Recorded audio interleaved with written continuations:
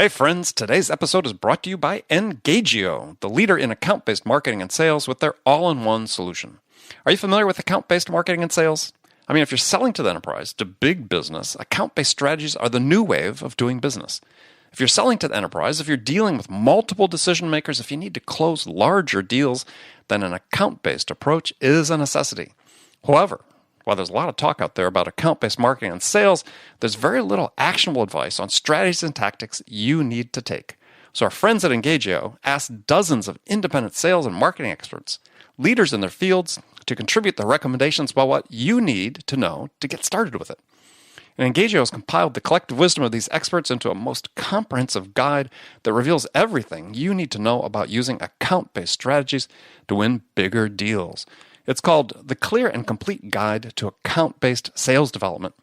It's free, and you need it. So head over to engagio.com/accelerate and grab your copy today. That's engagio.com/accelerate. Okay, let's do the show.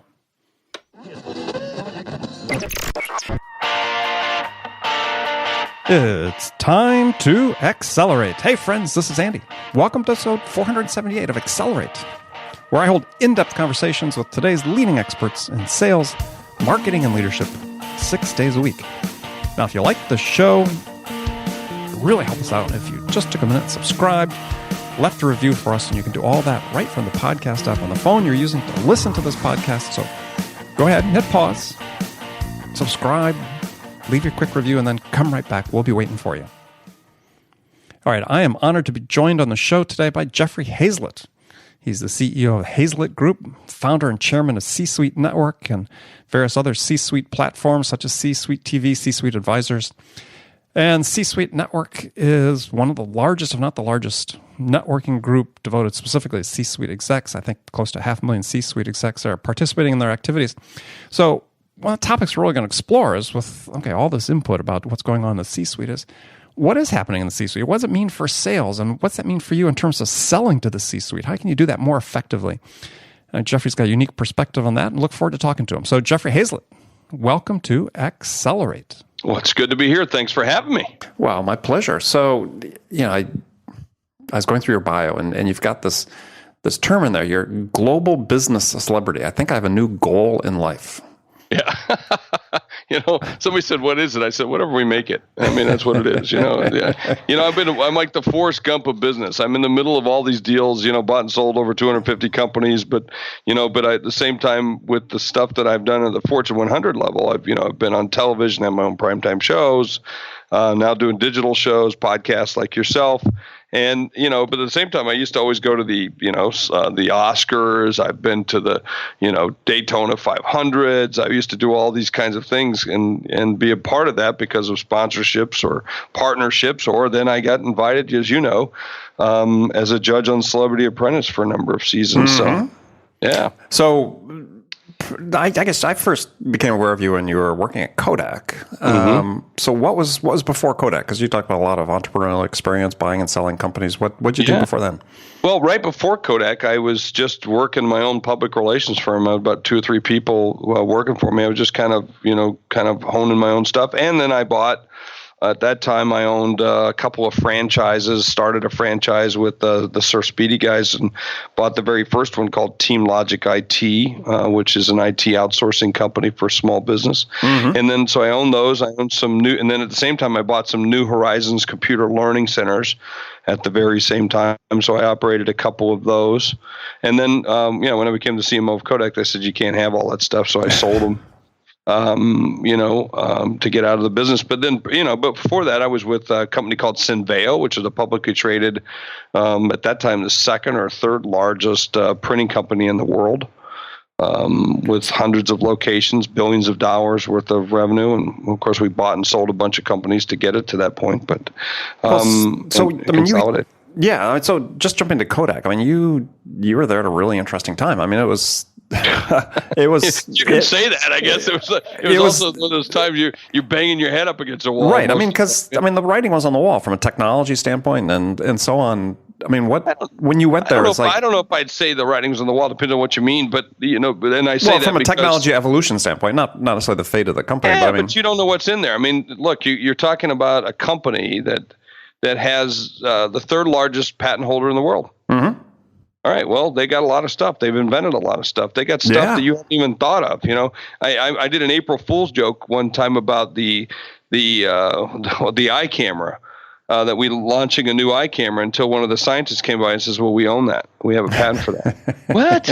I did this April Fool's joke, so, then I made a joke about pictures you could smell.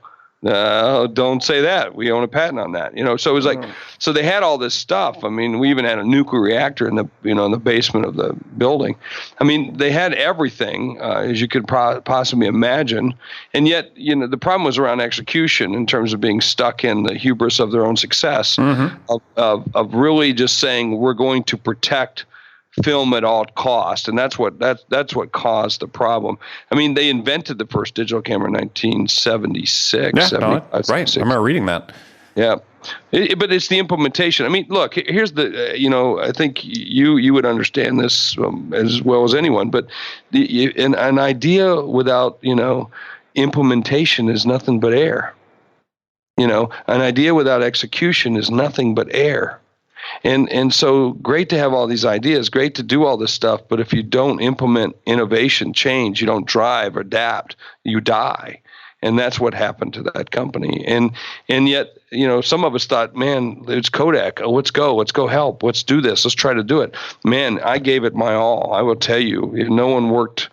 I'll say this myself, but no one worked harder. I mean, I was there until midnight, 2, 3 o'clock in the morning. I knew every security guard. I knew every cleaning person because I was literally one of the few people in the building at that time. I had keys to every, by the way, it was so cool too. I had keys to everything. I had keys to the outside that would let me on the roof, places that no one ever gets to go because that's just the kind of guy I am. I want to go in the basement. I want to see what's down there. You said there was a nuclear reactor? Yeah, we had, you got to imagine when you're a company like Kodak, well, what do we do? Well, imaging. So we help the government with certain projects, right? Mm-hmm. So you can imagine in the Cold War, the government was taking agents and putting agents into harm's way to take pictures inside of arms facilities on the other side of the Iron Curtain. Right. So we sent spies, right, into the Soviet Union, Czechoslovakia, the Ukraine, you name it, wherever they were making these weapons of mass destruction or assimilating certain pieces, and they need to take pictures. Well, what did you take pictures with back then in the Cold War? Well, film, pictures, camera. So we had to help design cameras that would get near nuclear material. Radioactive material, yeah. Yeah. So, well, we all know that if you put film through an X-ray machine, what's it do? It ruins it, right? So, there's these warnings on, there used to be a lot more warnings on your... Back when people carried film cameras, yeah. Yeah, right. I mean, there's a warning. Hey, be careful. If it's over this, it's gonna ruin the film. So we had to design products that would do that. Well, to design the products, you have to have the material. Yeah, no, makes a lot of sense. It makes sense. Yeah. So down in the deep, dark basement, we had this material. Yeah. So now you're the founder of the C-Suite Network. So tell people what that is. Yeah, I one of the things that I participated in over the years is these networking groups of various groups of CMOs, C-suite executives, industry events, and you get together with people and you get great value from that. And I said, well, how can we make that better? How can we create something that's like LinkedIn but on steroids? It's kind of like gets us connected, but we can do it at a much bigger scale and with the real people that I want to connect to. Because in LinkedIn, I got everybody coming to me, and I don't want to talk to these people. No offense, they're nice people, but they really just want to sell me stuff, not what I need. Mm-hmm. So we decided to create a network that focuses on what you and other business leaders need. So we created the most trusted, powerful network in the world, and that's the C-Suite Network. Well, what's that mean? Trusted meaning we vet everybody that comes in. So you must be this tall before you can get in. And not literally that tall, but you know what I mean. You must be a VP or greater of a company of a certain size, or we don't let you in. We like you, thank you, but you can't come in. I'm sorry. It's nice, but when you get big enough, you can come in. And so that's one. And then powerful because, man, look what we've got. Today, we have over 500,000 executives have joined and opted in to be a part of it. And many of them are paying members, and we feed them content through C-Suite TV, C-Suite Radio, like shows like this, and great podcast hosts that we have. We're the very first all business podcast network in the world. Right, and where you can find the show Accelerate on the C-Suite Radio Network. Exactly, yeah. We went after folks like you, very talented hosts and shows, and said, look, come be a part of the network. We're going to create the very first all business and largest podcast network. Well, we're all, first of all, the only one, so now it makes us the largest. Also makes us the smallest, I think, too. But that's a different thing, a different deal. But yeah, well. and so we feed this content up to people, much like you go to a great restaurant. And when you sit down, they bring you, they know you, and they bring you your drink or your appetizer, whatever it is that you like to have. Well, that's what we do too, except we just do it for business people so that we can help them be the most strategic people in the room. And that's what the C-Suite Network's all about. So large sales audience listening to this, probably, drooling, thinking, gosh, how do I get access to sell it to these C-Suite leaders? Yeah, well, there's ways. I mean, we certainly have partners. We have advisors. We have partners who come and sponsor things and participate. You can sponsor this podcast. That'd be a great way, because that's who's. We get your podcast goes out and mailed out to 500,000 executives, at least 500. I think it's roughly 400 and some odd that have opted in on that list. And then, of course, I just got through meeting with the team, and we're running ads on your podcast. So we're broadcasting it out to more and more people. And what a great way. So that's one way. Yeah, I'm sure you'll take an advertiser, won't you? Oh yeah, we've been known to do that. Yes. Yeah, so exactly. Well, no one's opposed to making money here at this show. So now you have a radio show on CBS called All Business with Jeffrey Hayzlett. So start sort of a global question though. We'll narrow it down to more of a sales focus in just a second. But you talk to top business leaders. What are the big concerns or challenges you're hearing from them right now about today's business environment? Well, the whole Trump thing's got everybody in a tizzy. That's one. So the uncertainty of what that will cause, although most of them are fairly positive about, the outcome. Change is always good. It means it moves things. So that's not a bad thing. But they're pretty positive about what that means for business. They actually think he's fairly good for business. So far, it's been shown in the markets that that's okay. But the real concern, or the thing I always hear, and it's a real theme, it's always around talent and people. That's one of the common themes that when I'm interviewing these top leaders, and they could be celebrities, and they could be top CEOs, top CMOs, business executives, and thought leaders. But the one common thing that I always hear from the guys and gals that run the franchise operations, large networks, large businesses, and it is always around people. And so I just think that's kind of a unique thing to bring up. So, I mean, are they talking about what they can do to sort of address that, or is it? It's how to motivate, how to inspire, how to get them to do the things you want to do, how to get them to do more, how to find the right ones. It's that's a common theme that when you all get down to it, whether you're on Main Street, in a small town, or you're on Wall Street, that seems to be the biggest concern that most executives have to deal with.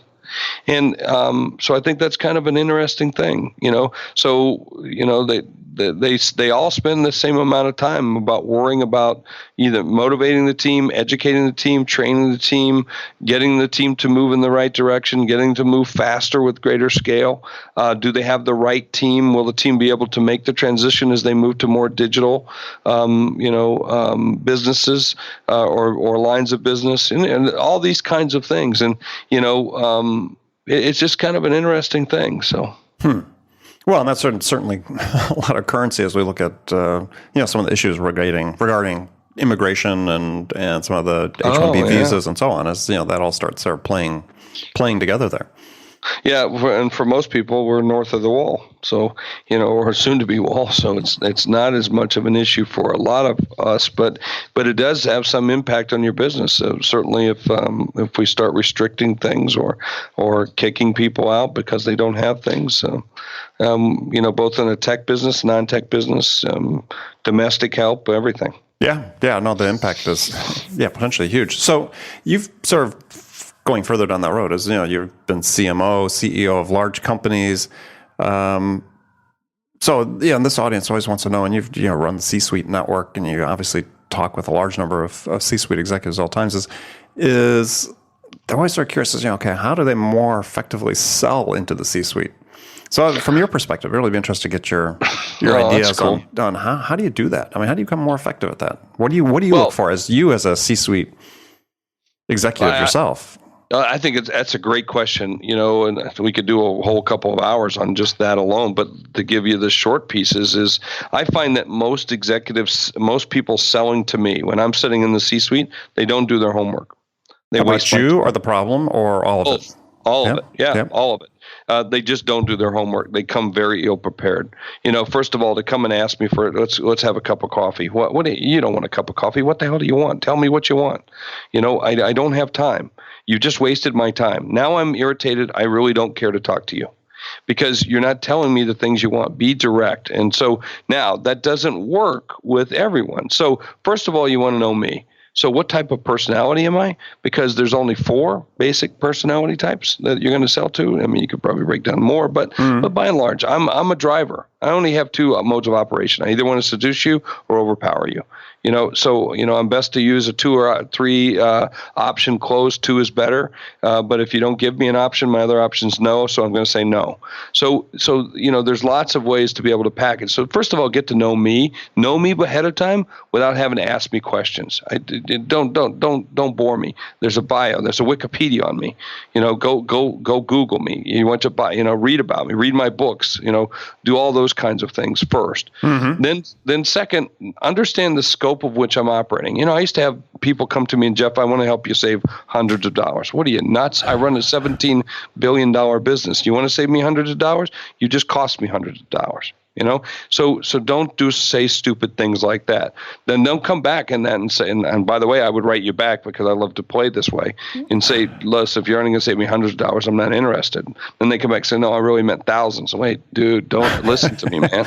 Look it up. He's going to come back with millions after that. Exactly right. That's exactly right. If I'm a Fortune 100 company, do you think I'm interested in saving thousands? Certainly I am, but I'm more interested in saving and being more effective with billions or millions of dollars. So talk to me about that. Now, the next thing is then start to tell me the value that you can bring to me. What's the value? So tell me about your experience in this industry that lead me to believe you got great credibility and reliability and relevancy in the marketplaces that I'm serving. And so people fail to tell that. So, you really have 100, I call it 118. You got 118. You got 8 seconds to hook me. Mm-hmm. So what's the hook? What are you going to say that gets the lean in factor for me, that I want to lean in? And we all know that, where you say something that's so provocative that I actually lean in and want to hear the rest of it. And then you got, in that case, is it a statement or a question? Either way. I mean, it could be an example. It could be a picture. It could be an image. It could be a drawing. It could be anything, right? Right. It could be a testimonial. But it's got to be something that says, oh, I want to hear the rest of that. See, because the 8 seconds is the average attention span of adult. In C-suite, it's typically even less than that. So you got 8 seconds to catch me. That's it. Otherwise, I'm moving on. Mm-hmm. And then you got 110 seconds, which is the average elevator ride in New York City from the time you press the button, step on, go up or go down, and get off. So what is it? What's the value? Don't tell me you work with this company, I don't give a rat's rear end about that. What I do care about what value you're going to bring to me. So now tell me the relevancy, the competency you have in this space or area, industry, product, whatever you're going to do for me. Man, then now you got my attention.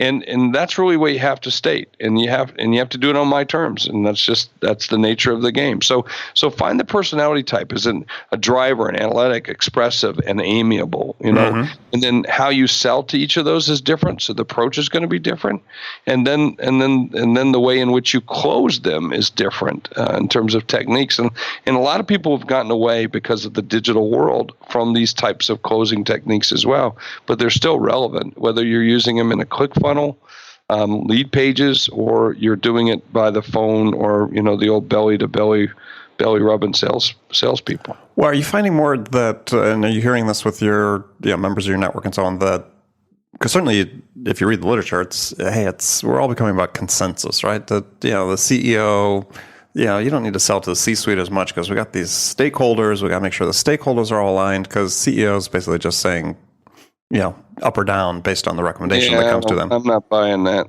Because here's why. So, no, not in a big company. I mean, is there some of that? Yeah. Do you need to have some buy-in? But do I see CEOs make multi-billion-dollar decisions without checking in with the rest of everybody, see if everybody's happy with it? Yeah.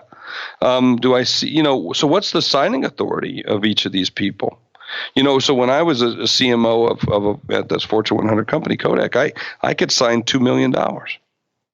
Now, that's fairly significant if your deal's more than $2 million. Mm-hmm. Now, if it's less than $2 million, do I have to take it to the CFO? No, I would have taken it to the CFO.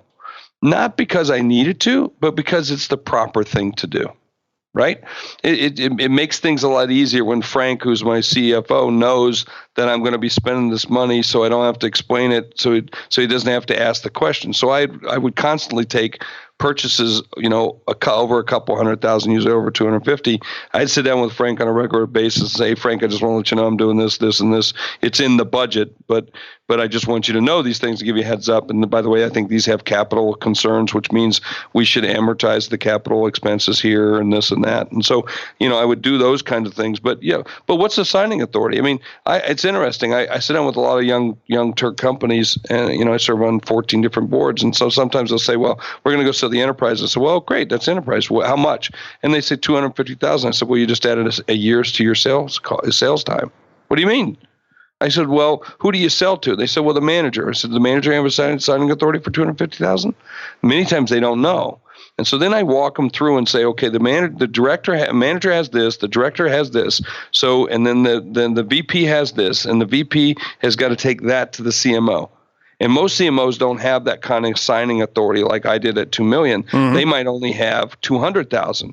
So that means they've now got it. So now a decision that you're working with the manager has to go to a director. So let's just add that it takes 2 or 3 weeks for that to occur on a good day. Yep. Right? But now you've added all that extra time, and by the time you get to the CMO, CFO, and then maybe even a committee that has to decide, well, my gosh, then you're a year away. And that's why I say, so sometimes you want to look at starting smaller in order to build bigger for those kinds of sales. So yeah, I agree. I mean, that's actually I have a couple chapters. My most recent book about that is for just that reason.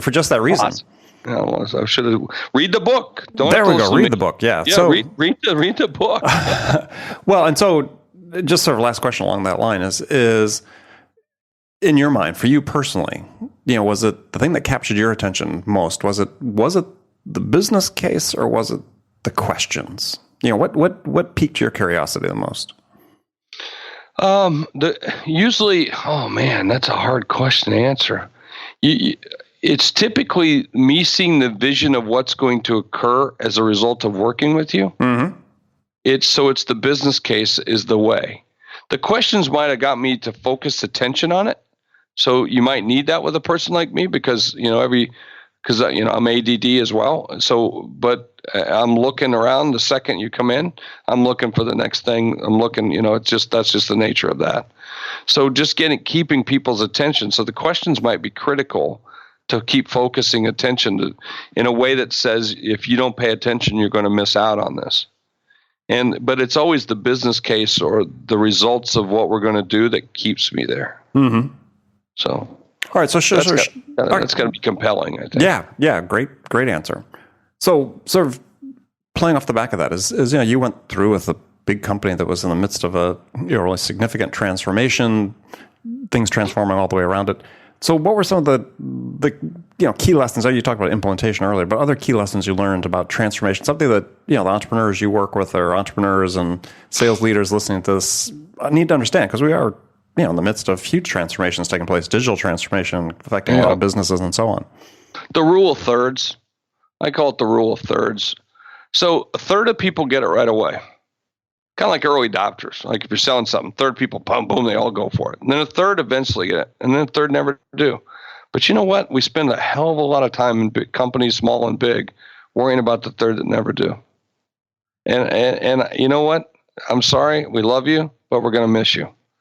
You just can't concentrate on that.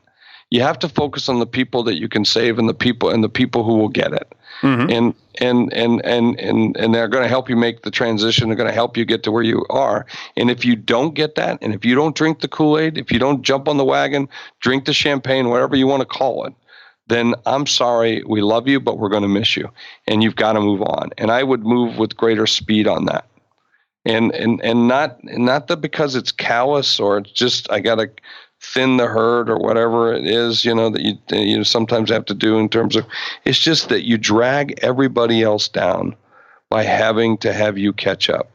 And in some cases, in making that transformation or in growing the business of where you go, you don't have the luxury of doing that. And nor quite frankly, is it your responsibility. Mm-hmm. So that's one of the greatest lessons that I've learned in the process. And I just move on. And I live out in the ranch, mm-hmm. and sometimes you have to, in South Dakota, and you have to make hard decisions. It's not an easy thing, to have to put your horse down who you had for your life, but that's just the nature of life. And in this case, in transformational businesses, the other piece of it is the power of being irrational. No, I like that. Explain what you mean. I like that. Yeah. Well, I did a television show on Bloomberg, where I used to be a contributing editor, and now I have that show on C-Suite TV, where we I did an interview with the CEO of a large company. It was about $3-4 billion, and it was selling to Thermo Fisher for about $13 billion. And so I went to visit them while they were going through that transformation of switching and selling to the company, because I wanted to be inside the company and see what it was like for people who knew at the top they were going to lose their jobs. I mean, they were going to be going. Mm-hmm. Right. And I wanted to see what it was like to have that kind of conversation and how this company was making this happen. It was called Life Technologies. And sure. the CEO, Greg Lucier, a good friend of mine and great guy, I just really like him a lot. And he spoke at a Harvard Business Club, MBA. Harvard MBA, alumni group mm-hmm. in San Diego. And he put up a slide and said, leaders must be irrational. I thought, what? You got to be kidding me. I'm going to grill this guy. That's ridiculous. What do you mean leaders have to be irrational? If anything, he's a Life Technologies is a scientific company that maps the human genome. It's a biotech company, and he's publicly traded. So two things. One, he should be, if anything, logical, and straightforward. But here he's saying he's got to be irrational. And then he said, look, as leaders, we have to go from point A to point B, but sometimes you must tell people we're going to go way over here to C just to get them to B. And I thought, wow, that's pretty smart and true. So sometimes we hear our sales leaders, let's use that in perspective with most of your audience. We will tell people we have to go for the big stretch goal in order to get them to where we really need them. Mm-hmm. Now, isn't that sad that we have to do that to some extent? But that's being irrational. It's kind of like when you're in high school or college and you played sports and the coach, at the end of the practice and you're exhausted, you think you're about just to heave everything and you're just so exhausted and everything hurts, and then all of a sudden the coach says, get up, run another one, run another lap, mm-hmm. And you think you're going to die, and guess what? You didn't. So that's what it's like sometimes. I think we have to do that. Is there a danger of overplaying that hand? Yes. Oh, yeah. Sure. If indeed you're crying wolf all the time, right? Yeah. So, but if you're saying, hey, let's go there, what you find though, Andy, is that most of the times you can get there. most of the times you can get there. Mm-hmm. So if you went from A to B and you really went to B plus, halfway between B and C, is that okay? Everybody's excited. Because all your bonuses are built on B, right? So that means you're going to make a lot more. You're going to do a lot more. It's going to be okay. So it depends on whether you're just being totally devious or you're just truly trying to be a great coach and try to get people there. And I think people see that. I think they see that you're crazy a little bit. It's like me running around the office when everybody says, "Oh, it's cold in the office." I say, "Well, work harder." It's just me being me, and that's okay. Everybody can kind of get that. That's all right. Yeah. Which office was that? South Dakota or New York? Oh, it's both of them. Trust me, they're both like that. But that's okay. Turn the heat on in South Dakota? No, we turn the heat on. But today our bill, we own the building, and we got IBM in part of the building, and we're taking over a lot more of the space because the C-suite network has grown about 280% in the last year, and this year we'll add another 0 to that. I think. That's my belief. Of course, I'm a little crazy. Who knows? Yeah, so, you're practicing irrationality.